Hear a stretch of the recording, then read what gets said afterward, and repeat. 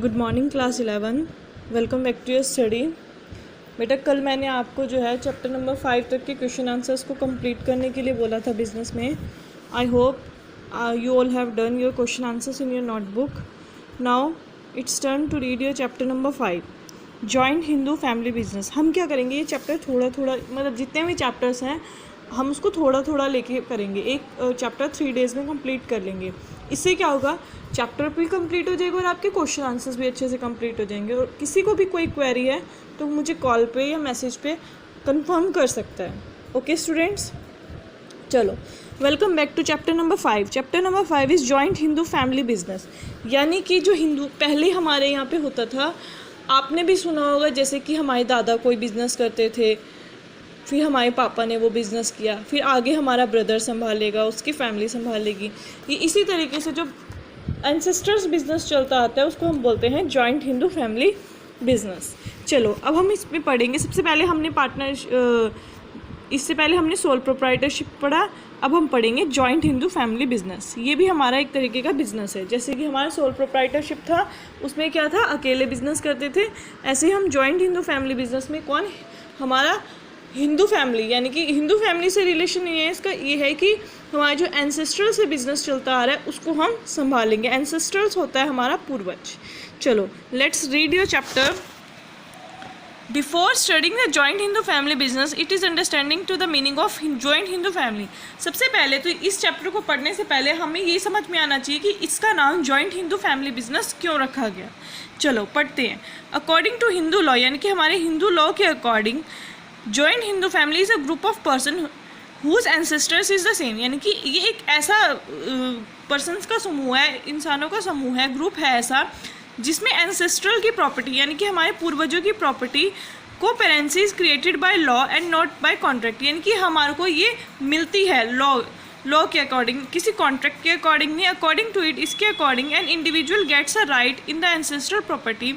इसके अकॉर्डिंग एक इंडिविजुअल को राइट मिलता है उसकी एंसेस्ट्रल प्रॉपर्टी में इमीडिएटली आफ्टर द बर्थ। यानी कि जैसे कि हमारे पापा के बिजनेस में तुरंत हमारे भाई के होने पे ही उसको मिल जाता है बिजनेस कि हाँ अब इसका शेयर इसमें है, इसका प्रॉफिट इसमें है, इसका इसमें हिस्सा है।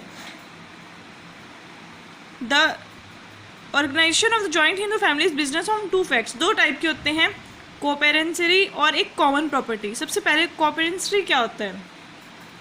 कोपेरेंसरी का मतलब होता है, coparcenary means a common ownership in the ancestral property.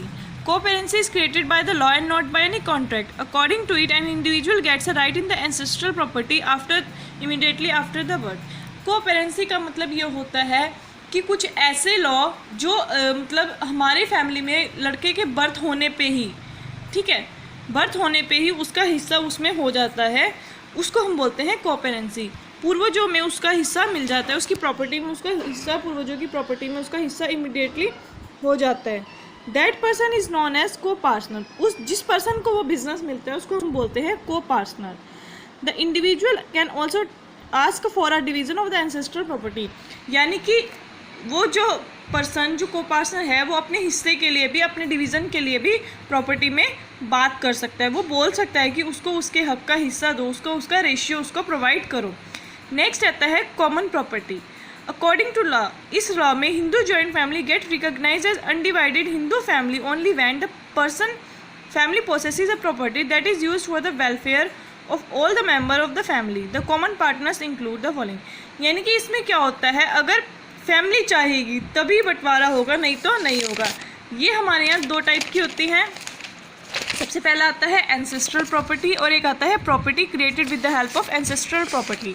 देखो एंसेस्ट्रल प्रॉपर्टी का तो आप मीनिंग समझ ही गए हैं, यानी कि जो पूर्वजों की हमारी प्रॉपर्टी है, और 3 टाइप के होते हैं। और दूसरा है property created with the help of ancestral property, यानी कि जो पैसा हमने एंसेस्ट्रल की प्रॉपर्टी यानी कि उनके बिजनेस को संभाल के पैसा कमाया है।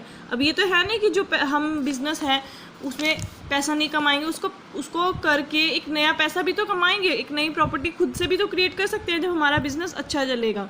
एक वो, और थर्ड होता है personal property treated as the property of family. यानी कि कुछ हमारी personal property joint Hindu family business में, यानी कि जॉइंट फैमिली में हमने कोई अपनी पर्सनल प्रॉपर्टी ली है, वो प्रॉपर्टी भी फैमिली की हो जाए। अब होता है स्कूल्स ऑफ हिंदू लॉ। हमारे जो हिंदू लॉ में दो तरीके के लोग होते हैं, एक मिताक्षरा और एक दयावाग। ठीक है, ये जो हिंदू लॉ है दो कम्युनिटीज़ में डिवाइड किया गया है, एक मिताक्षरा और एक दयावाग। सबसे पहले तो हमने ये पढ़ा था कि जॉइंट हिंदू फैमिली बिजनेस कितने तरीके का होता है हमारा, एक तो कोपेरेंसरी और एक कॉमन प्रॉपर्टी। अब आती है हमारी school of Hindu law. Hindu law क्या होता है? हिंदू लॉ में क्या आता है हमारा, मिताक्षरा और दयावाग। मिताक्षरा क्या होता है, the communities popular in the country expect ये जो कम्युनिटी है इस तरीके के लोग सिर्फ आसाम, बंगाल और उड़ीसा के पार्ट को छोड़ के सभी जगह पे है। सिर्फ इन 3 स्टेट में ये जो हमारी मिताक्षरी वाली हिंदू लॉ है ये ऐसा सिर्फ इन 3 स्टेट को छोड़ के बाकी सभी जगह पे ये अप्लाई किया जाता है। इस कम्युनिटी में in this community with the birth of son he gets all the equal rights along with his father. यानी कि एक लड़के के जन्म होने के बाद उसको सारे राइट मिल जाते हैं जैसे उसके फादर को मिलते हैं उसकी एंसेस्ट्रल की यानी कि पूर्वजों की संपत्ति में। When he becomes an adult यानी कि जब वो बड़ा हो जाता है, he can ask for a division from a family property, यानी कि वो अपने हिस्से के लिए भी अपनी फैमिली प्रॉपर्टी में बोल सकता है। इसमें क्या होता है, the interest of members are always uncertain because a change in the inevitable with even every birth और डेथ इन द फैमिली। इसमें क्या होता है, इसमें कोई फैमिली मेम्बर जो है स्पेशल इंटरेस्ट नहीं दिखाते क्योंकि जो कुछ मेहनत ही नहीं करते क्योंकि एंसेस्ट्रल की प्रॉपर्टी में ऑलरेडी उनका हिस्सा होता है। अब नेक्स्ट आती है दयावाग, यानी कि जो 3 कंट्री हमने ऊपर छोड़ी हैं असम, बंगाल और उड़ीसा। अब ये जो होता है ये यहाँ पे अप्लाई होता है।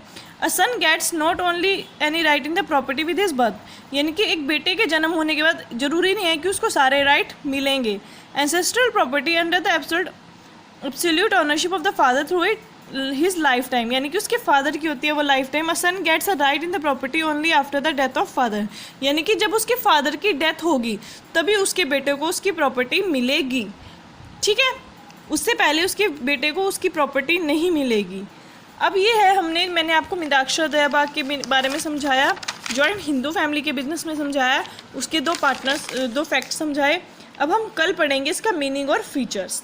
आप इसको अच्छे से रीड आउट करना और इससे रिलेटेड पीछे क्वेश्चन आंसर अपनी नोटबुक में करना। Okay students, thank you.